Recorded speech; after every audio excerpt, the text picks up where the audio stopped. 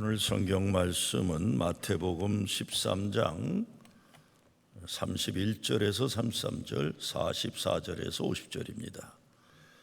또 비유를 들어 이르시되 천국은 마치 사람이 자기 밭에 갖다 심은 겨자씨 한 알 같으니 이는 모든 씨보다 작은 것이로되 자란 후에는 풀보다 커서 나무가 되매 공중의 새들이 와서 그 가지에 깃들이느니라.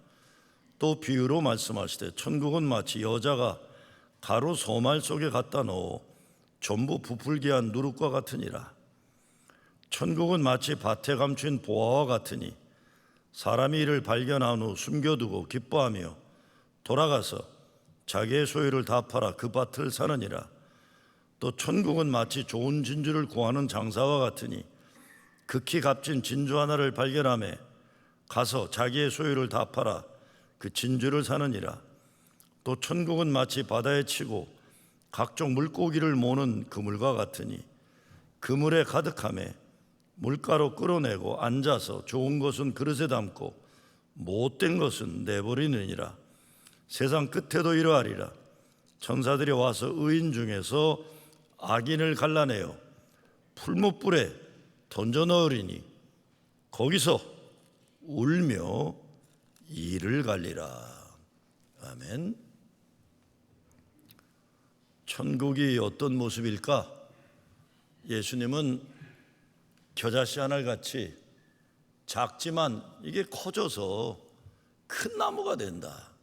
큰 나무가 되면 날아다니던 새들이 지치고 힘들 때 머물 수 있는 쉼터가 된다, 이렇게 말씀하죠. 마찬가지로 빵을 만들 때 밀가루 반죽에 조금 넣으면 크게 되는 누룩과 같이 작은 것 같지만 크게 되는 것이다, 이런 겁니다. 또 44절부터는 밭에 감추어진 보화 같다고 하시면서 자기가 가진 거 다 팔아서 그거 사는 장사꾼과 같다 그랬습니다. 47절에서는 천국은 바다에 물고기 잡는 그물과 같다 하시면서 좋은 것은 그릇에 담고 못된 것은, 아니 물고기가 못된 게 뭐가 있겠어요? 못된 것은 내버린다고 이렇게 하셨어요. 알곡과 가라지 말씀처럼 알곡은 하늘 천국에 들여놓고 못된 가라지는 지옥으로 버려지게 된다는 복음이면서 동시에 무서운 경고의 말씀을 오늘 천국을 얘기하면서도 하고 계세요. 근데 예수님 말씀 생각해 보면 천국은 죽어서 가는 내세의 세계만이 아니에요. 거의 다 예수님 말씀은 지금 여기 사는 걸 얘기합니다. 우리가 사는 삶의 자리에서 예수님의 말씀이 현실이 되는 그 세상을 얘기합니다. 그리고 천국은 사람 마음에 있다 그러셨어요. 하나님 나라는 너희들 가운데 있다 그랬어요. 그러니까 지금 예배당 안에 같이 앉아 있어도 지옥을 사는 사람이 있고 천국을 사는 사람이 있어요.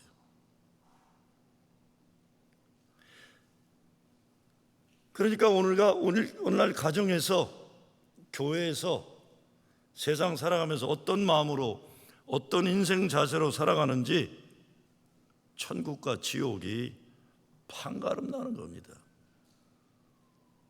제가 전쟁을 기념하는 것에 대해서 뭐라고 한마디 했지만, 전쟁을 왜 기념해요? 평화를 기념해야죠. 휴전이 평화가 돼야지. 휴전이란 건 제가 얼마 전에 뉴스 보다 기가 막혀요. 미국 군함인데, 잠수함인데 수백 개 핵무기가 담겨져 있는 게 한반도를 쭉 주둔해 있는 거예요. 나가 대한민국 국민이라면 뒤집어질 일이에요. 뒤집어져. 왜 미국 핵잠수함이 대한민국 영해를, 이런 거 없애려면 평화협정이 이루어져야 되는 거예요. 이게 뭔지 모르면서 그냥 가짜뉴스에 속아가지고들 뭐 이러면 안 된다, 저러면 안 된다 하는데, 평화죠. 전쟁이 아니라 누가 뭐래도 휴전협정이 평화협정을 이루는. 그러니까 지금 지옥을 사는 거예요. 지옥을. 그러니까 평화가 없으니까 지옥이 되는 거예요. 내가 어떤 마음으로 어떤 역사적 시각을 가지고 인생 자세로 살아가는지 천국과 지옥이 판가름 나는 겁니다. 천국은 하나님의 뜻이 내 삶에서 이루어지는 것이에요. 그러니 하나님 말씀에 순종할 때 천국이고 거역할 때 지옥이에요.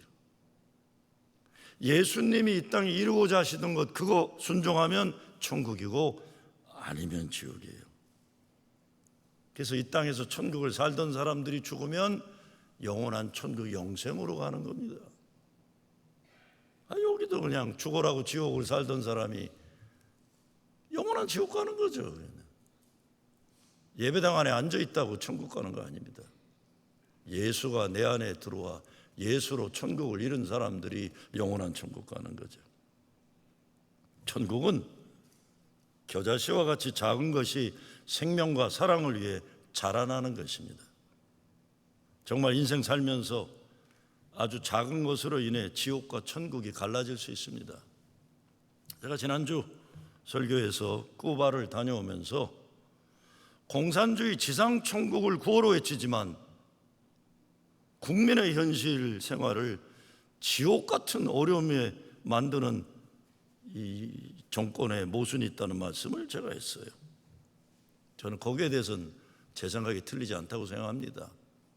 내거는 구호와 나라의 현실은 달라요. 그런데 그럼에도 불구하고 바로 다음 날 쿠바에 거주하는 외국인이 쿠바 생활이 너무 불편한데 자기 어린 아이들이 학교 가는 걸 너무 좋아하는 것을 이야기하는 글을 올렸어요. 도대체 왜 애들이 학교를 좋아할까? 어느 날 그걸 알게 돼요. 유치원에 다니는 아이를 데리러 갔다가 우연하게 마당에서 놀다 넘어져서 울고 있는 아이를 봐요. 그런데 갑자기 여자 선생님이 달려가더니 아이를 안아줘요. 근데 애가 우는 걸 그치지 않아요. 그러니까 여자 선생님이 아이와 같이 울어주는 걸 발견합니다. 아이의 아픔을 선생님이 같이 느껴주는 것을 본 후에 불편한 쿠바가 너무나 사랑스럽게 되었다는 것입니다. 제가 어제 저녁 늦게까지 한국에서 오신 손님하고 대화를 나눈 일이 있었어요. 그분이 뭐 하는가 봤더니 세계 2차 전쟁을 끝나게 만들었던 히로시마 나가사키 원자폭탄 때문에 저는 10만인 줄 알았더니 7만의 우리 조상 조선 사람들이 원자폭탄으로 죽었어요. 그런데 아직도 그의 후손들이, 그러니까 45년에 떨어지기가 78년 됐죠. 2,000명이나 핵으로 인한 부상을 끌어안고 살아간다는 겁니다. 이거 무서운 겁니다. 북한도 핵무기 포기해야 되고 미국 핵잠수함 수백 대 핵 담고서 왔다 갔다 하는 못된 짓 그만둬야 되는 거예요. 왜 미국은 수백 개 수천 개 가지고 다니면서 왜 작은 나라 북한 가지고만 문제를 삼아요? 북한도 절대로 핵을 쓰면 안 되고 미국도 핵은 쓰지 말아야 돼요. 왜? 전 깜짝 놀랐어요. 그런데 역사에 나가사키 히로시마로 우리 조상 조선 사람들이 7만 명 죽었다는 역사 기록이 없어요. 제가 워싱턴에 가서 베트남 전쟁에서 죽어간 추모 공원에 갔다 열불이 났어요. 저는 우리 형들이 베트남 갈 때에 태극기 흔들면서 승리하고 돌아오라고 했던 학생 중에 하나예요. 우리 교회 형이 베트남 갔다 와선 인생이 엉망이 된 형도 있고. 그런데 혹시나 해서 봤더니 미국 베트남 전쟁 역사에 우리 형들 3만 명 죽은 건 기록에도 없어요. 기록에도 없어요.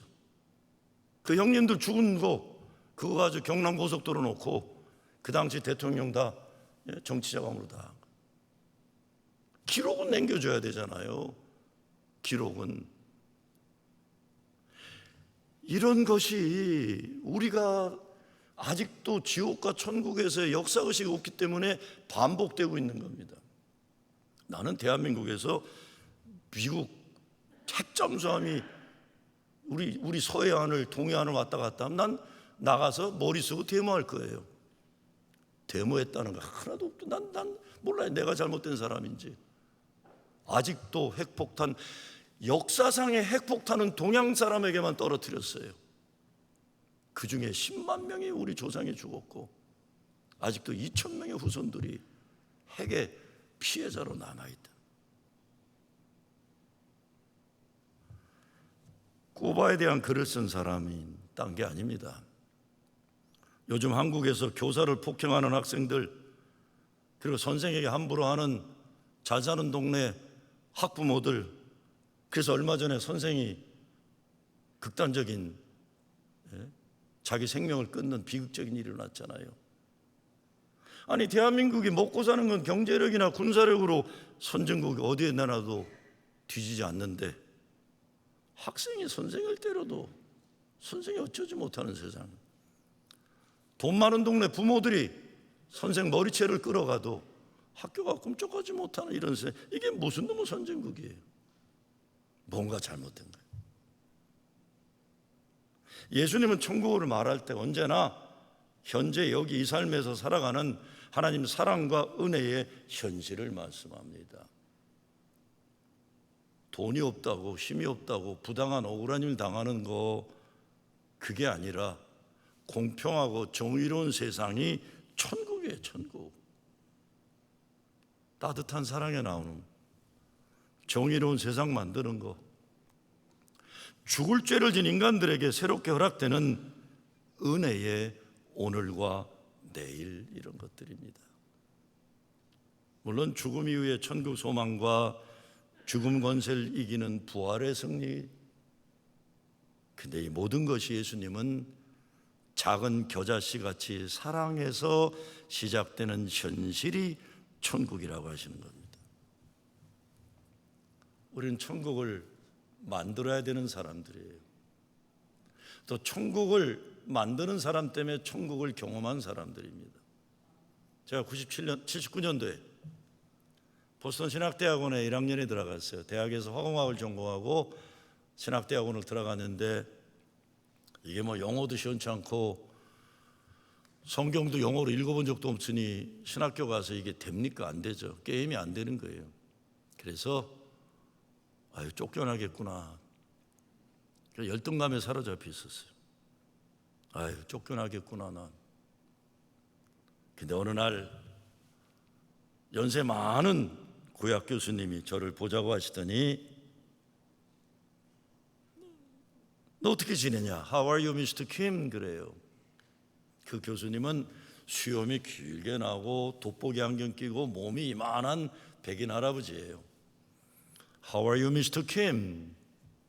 제가 To tell you the truth, Dr. Beck, I do not expect too much from myself. 그랬어요.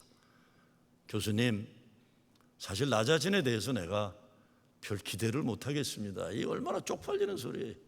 그냥 진짜 내가 한심하게 보이더라고요. 괜히 뭐 마틴 루터 킹처럼 되겠다고 신학교 왔는데 뭐 마틴도 안 되겠더라고. 뭐 아무것도 안 될 판이에요. 그랬더니 이 할아버지가 자리에서 벌떡 일어나더니 나는 서 있죠. 그렇지만 키가 얼마나 커요. 내 양어깨를 꽉 쥐고 흔들면서 참나 내 눈을 똑바로 보면서 But I do expect a lot from you. 그러는 거예요. 나는 너에게 많은 걸 기대한다. 나는 너에게 많은 걸 기대한다. 제가 그 이후로 쫓겨날 뻔하던 학생에서 졸업할 때 학생 대표로 마틴 루터 킹 목사님이 졸업할 때 서 있던 그 예배당 채플에서 학생 대표로 성만찬 집례하고 우리는 졸업식에 성만찬이 있거든요. 그 교수님이 성만찬을 저와 함께 집례하는 영광을 누린 적이 있었어요. 겨자씨 같은 소망의 말, 믿음의 말, 사랑의 말 한마디.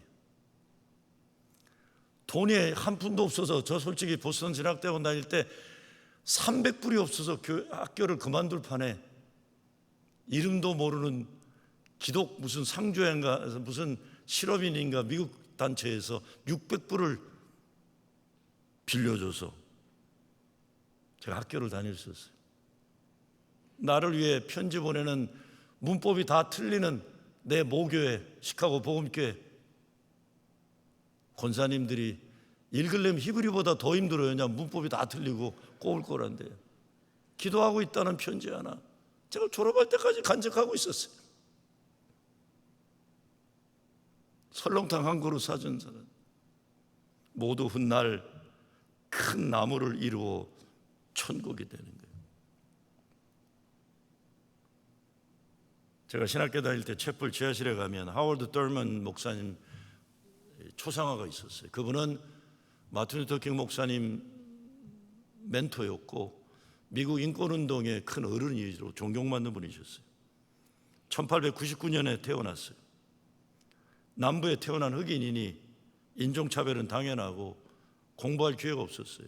근데 공부를 잘해가지고 고등학교를 가게 되는데 플로리다에서 흑인을 받아주는 고등학교는 그 당시 딱 2군데밖에 없었어요. 그래서 짐을 싸서 14살 때 고등학교를 가는 거예요. 기차를 타는데 짐을 붙이게 됐어요.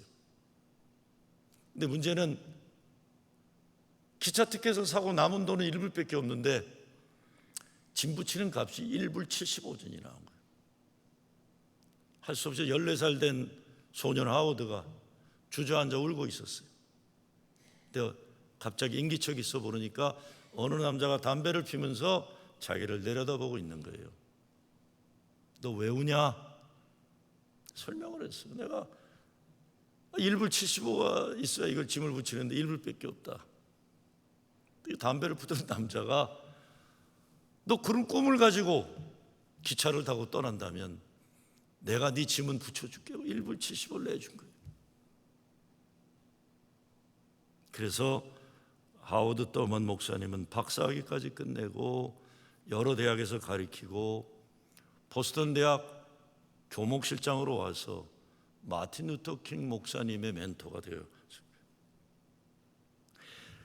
이름도 모르고 본 적이 없는 그 사람의 1불 75전의 친절의 씨앗이 한 시대를 바꾼 리더들을 품어내고 길러낸 큰 나무로 자라난 것입니다. 자라난 것이요. 생각해 보면 여러분도 저도 오늘의 우리를 가능하게 만든 작은 겨자씨 같은 사랑의 손길들이 있었을 겁니다. 그 겨자씨가 자라서 우리들의 오늘이 가능했을 것입니다. 그런가 하면 여러분 스스로도 생각지도 못하고 기억하지 못할 일들이지만 겨자씨 사랑이 되어서 다른 사람에게 천국을 가능하게 했을 거예요. 전에도 말씀드렸어요. 제가 우리 프로신교회 온 지 얼마 안 돼가지고 재정부에서 올린 쪽지를 보니까 참 감사한 쪽지가 올라왔어요. 어느 중국 젊은이에요. 대학을 잘 졸업하고 회사를 들어가서 첫 월급 가운데 1,000불을 프로신 제일교회에 감사원금으로 보낸 거예요. 왜? 사연인즉 읽어보니까 자기네가 중국에서 왔는데 프로싱에서 어렵게 살 때인데 어떤 내용인지 모르지만 프로싱 제일교회에서 1,000불을 줬다는 거예요. 장학금인지 뭔지. 우리 교회 나온 사람이 아니에요. 중국 학생. 그 사람은 우리 조선족 동포도 아니고 중국 학생. 자기는 그걸 마음에 품고 살다가 첫 월급을 받게 되니까 1,000불을 프로싱 제일교회 감사원금으로 보낸 거예요. 여러분은 지난 교회 역사 속에서 수많은 천국을 만드는 일을 했을 것입니다. 얼굴도 이름도 모르는 수많은 사람들을 아프리카로, 중앙아시아로, 남미로, 우리 조국 대한민국으로 또 북한 우리 동족들을 위해 사랑의 겨자씨 나눔을, 물론 우리 교회 아이들에게는 주일학교 선생으로 또는 지나가는 아이를 머리를 쓰다듬어주는 권사님으로 또 대학을 가는 고등학생 손을 잡고 기도해준 장로님으로서 우리 가운데 자라는 아이들의 천국을 여러분은 가능하게 하셨을 겁니다. 미국인 교회에서 목회하는 젊은 목사가 저에게 어떤 책을 읽고 쓴 내용을 보내왔어요. 책 제목이 그럼에도 눈부신 계절이란 책이에요. 그럼에도 눈부신 계절. 저자의 이름은 후카 킴이에요. 아버지는 한국 사람, 어머니는 일본 사람, 혼혈아예요. 사생아예요. 가난 속에 살고 이혼을 경험하고, 근데 이런 고통과 고난을 삶을 살아내면서 그럼에도 눈부신 계절이라는 신앙서적을 쓴 겁니다. 거기에 이런 내용을 제가 읽게 됩니다. 우리는 가장 기도가 필요한 때 기도를 잃어버리는 경우가 많다. 출구를 잃어버린 기도의 말은 쉽게 분노하고 불평과 원망을 늘어놓게 되고, 그 말들은 우리 안에서 공명하여 속사람을 갈아먹는다. 그때 필요한 것은 오히려 침묵과 기다림이다. 입을 다물면 귀가 예민해진다. 내 입술을 닫을 때 듣는 귀가 예민해진다. 바로 그때 찾아와 주시는 주님을 기다리는 것이다. 우리 주님은 언제나 그러하셨다. 처절한 삶의 순간에 기도를 잃어버리게 되는 때에 하나님께 마음을 더욱 모으며 순간순간 삶의 햇살처럼 다가와 주시는 주님을 만나고 다시 하루를 잇대어 살아갈 힘을 얻었다고 고백해요. 그래서 그러면서 어둡고 힘든 처절한 삶의 이야기가 빛 대신 주님으로 인하여 그럼에도 불구하고 눈부신 계절이 되게 하셨다는 거예요. 겨자씨 아주 작아서 눈에 잘 안 보입니다. 근데 엄연하게 존재합니다. 땅에 잘 심으면 크게 자라 큰 나무가 되어 날아가는 새들에게 천국이 되어주는 것입니다. 예수님은 또한 천국은 마치 밭에 감추인 보화 같다고 했어요. 그래서 이걸 발견하면 너무 좋아서 자기 가진 재산을 다 팔아갖고 그걸 산다. 그게 가장 귀하기 때문에, 그거 하나면 되기 때문에 인생에 천국에 대한 말씀을 잘 듣고 따르면 인생의 영원한 행복의 비결이 있다는 것을 말씀하고 계십니다. 도마복음에 이런 글이 나와요. 현명한 사람은 누구인가? 하나를 위해서 모든 것을 잃을 준비를 한 사람이다. 어리석은 사람은 누구인가? 자기 자신을 잃어버리고 평범한 물건들을 사들이는 사람이다. 가장 귀한 것을 팔아서 쓸데없는 것으로 자기 집을 채우는 사람이다. 보통 사람들은요, 이 하나를 발견하지 못하고 인생을 마쳐요. 얼마나 불행합니까? 바로 이 하나를 찾은 사람도 많은 경우 인생의 수많은 고비를 넘기고 겨우 발견하기도 합니다. 이 발견하는 게 어려운 거예요.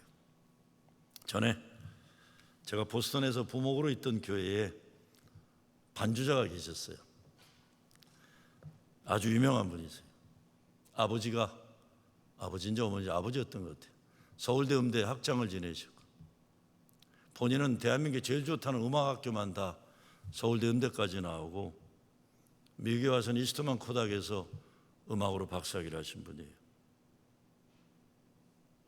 결혼하면서도 자기 음악 커리어를 도와줄 남자를 찾다가 아주 착하고 능력 있는 공학 박사, 나중에 삼성에 가서 높은 자리도 있었고 미국 레이디언에서 레이다, 그러니까 그분이 가서 그 셀폰 만드는 거 했던 분이고 유명한 분인데, 그런 착한 남자를 꿰차게 결혼한 거예요.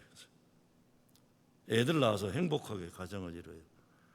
근데 둘째 아이를 낳은 다음부터 이 사람이 정신적으로 뭐가 허전하고 불만이고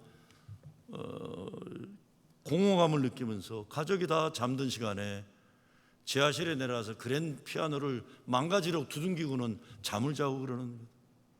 그러다 어느 날 불안과 답답함을 견디지 못해서 그냥 차를 몰고 나와 정처 없이 매사추세츠 끝까지 날아갑니다. 그 남편 참 착한 분이라서 원래 여기 요게 브롱스에 있는 장로교 다니는 분인데 이 와이프가 그럴 때마다 이 손톱을 물어가지고 손톱이 항상 이렇게 없이 불안해. 참 착한 분이셨는데 남편한테 전화 걸어서 걱정하지 마라, 애들이 자라 그러고 자기는 그냥 간 거예요. 그리고는 그냥 조그만 동네 바닷가에 가서 모텔에 들어가 자고는 본교에 와서 반주 한 줄을 생각을 안 하고 아침에 일어나 주일이니까 동네 조그만 교회를 찾아 들어간 겁니다. 문 열고 들어가 뒤에 앉아서 있는데 나이 많은 미국 목사님이 교인도 10명밖에 안 되는데 동양 여자가 하나 와서 울고 앉아 있으니까 설교를 하면서 자꾸 자기만 바라보고 설교를 하더래요. 근데 그때 설교 내용이 이것이었다는 거예요. 하나님은 사랑이십니다. 사랑이신 하나님이 당신을 사랑합니다. 이 얘기만 하더래요, 영어로. 하나님은 사랑이십니다. 사랑이신 하나님이 당신을 사랑합니다. 몸에 있는 액체가 다 나올 정도로 시컷 울고서 돌아왔어요. 남편하고 저하고 앉아 있는데 그때 그 얘기를 합니다. 목사님, 하나님이 당신을 사랑하신다는 목사의 설교가 가슴에 와 박히는데 왜 이리 오랜 세월이 걸렸을까요? 그러는 거예요. 우리 담임 목사님은 명설교 가셨어요. 지금도 가끔 저희 집사람은 왜 당신은 홍 목사님처럼 설교 못하냐고 그렇게 할 정도로 대설교 가셨어요. 그런데 하나님이 나를 사랑한다는 메시지 들려질 때까지 오랜 세월이 걸리는 거예요. 이 말씀 하나, 바로 이것 하나가 그 집사님의 인생을 돌려놨습니다. 물론 남편도 아이들도 고생해서 받은 박사학위도 음악의 실력도 고귀한 것이지만 하나님이 나를 사랑하신다는 그 메시지가 내 심령에 들어와 내 삶을 바꾸기 전까지는 그것이 얼마나 고귀한지 깨닫지 못하고 살아온 것이에요. 바로 그 하나를 발견함으로 천국에서 누릴 수 있는 기쁨과 감사를 찾은 것입니다. 한 30여 년 전에 제가 아이들 데리고 뮤지컬인가 보러 왔는데 돈이 그때 별로 없을 때니까 제일 싼 거가 리버댄스라고 있어서 여자들이 줄 서고 펄떡펄떡 뛰는 거 리버댄스라는 거 아이리시 댄스 보러 왔는데 꼭 가다 보니까 말만 듣던 타임스퀘어 처치라는 데가 있더라고요. 타임스퀘어에. 근데 막 사람들이 그걸로 가니까 내가 우리 가족들에게 먼저 가라고 그러고 난 거길 들어갔어요. 야, 이거 뭐 동네 각양각색의 인종들, 백인, 흑인, 뭐 동양인이 헐걸 다 오고 홈리스들도 오고 멀쩡하게 생긴 양복 입은 백인들도 오고 극장에 모여들어요. 주보도 없고 사회자도 없고 찬양을 뜨겁게 하는. 근데 대표기를 하는 나이 많은 흑인 남자가 이렇게 기도를 해요. 30년 전 기도인데 제가 생생하게 그때의 내 마음을 울린 기도를 기억합니다. 이렇게 기도해요. 하나님, 우리들 세상에서 실패한 사람들인 것 주님 잘 아시죠? 우리들 가운데 여기에 마약 중독자, 알코올 중독자, 창녀들도 있는 것 아시죠? 증권 투자에다 망한 사람들도 있고 사업 실패해서 홈리스 된 사람도 있고 오늘도 뉴욕 길거리를 방황하는 사람들 이 자리에 있는 거 주님 잘 아시죠? 우리는 소망이 없는 사람들입니다. 그런데 주님이 우리의 소망이 되십니다. 주님이 세상이 줄 수 없는 사랑으로 우리를 사랑하신다는 이것 하나만 저희들 믿고 왔습니다. 우리의 힘 되시고 소망이시고 반석이신 주님, 우리가 그 믿음 하나 있어서 오늘 이렇게 기쁘게 찬양합니다. 뭐 아멘 아멘 소리가 예배당 극장인데 채워요. 세상의 것을 붙잡으려다 실패한 인생들이 모였는데 오히려 그들은 예수님이 주시는 천국의 보물을 찾은 사람들이 되어서 기쁨과 감사가 넘치는 은혜 충만한 예배를 드리고 있는 거예요. 바로 이 하나를 찾은 겁니다. 오늘 예수님 본문에서 모든 것을 주고라도 천국을 사라고 하셨지만 뒤집어 보면요 하나님이 자기의 모든 것을 다 주고 저와 여러분을 사셨단 말씀입니다. 성 어거스틴이 요한복음 3장 16절 말씀, 하나님이 세상을 이처럼 사랑하사 독생자를 주셨으니 이 말씀을 가지고 하나님이 당신을 사랑하는데 세상 천하에 오직 당신밖에 없다는 것처럼 사랑하신다, 이렇게 말했어요. 하나님이 모든 것을 주시고 여러분 한 사람 한 사람을 사셨다. 독생자 예수 그리스도를, 그 생명을 십자가에 죽게 하시고 죽어야 할 우리를 살리셨다는 거예요. 우리가 천국의 보물이라는 거예요. 거꾸로 얘기하면 이렇게 귀한 존재인데 천국이 아니라 지옥을 살면 어떡해요? 난 진짜 살다 왜 그렇게 살아요? 난 지옥에 산다. 니들도 지옥에 살아라 왔다 갔다 가는 사람 얼마나 많아요. 아니 교회 와서 그러고 살아요. 나 지옥에 사는 거 알아다오. 나는 이 교회 지옥 만들고 싶다. 얼마나 안타까운 인생이에요. 우리가 살면서 우리 자신을 속이며 살 때가 많아요. 헛된 거 붙잡으려고 몸부림치며 살기도 해요. 인생을 앞서서 깨달은 분이 이런 글을 썼습니다. 이제 그대는 아픔을 느낀다. 쓸데없이 낭비한 생에 대한 아픔, 잃어버린 시간들에 대한 아픔을 느낀다. 죽음이 가까이 오고 있고 이제 머지않아 그대는 빈손으로 돌아갈 것이다. 이러한 공허함은 내면에 있다. 그대는 그 공허함을 세상에서 얻은 물질로는 채울 수가 없다.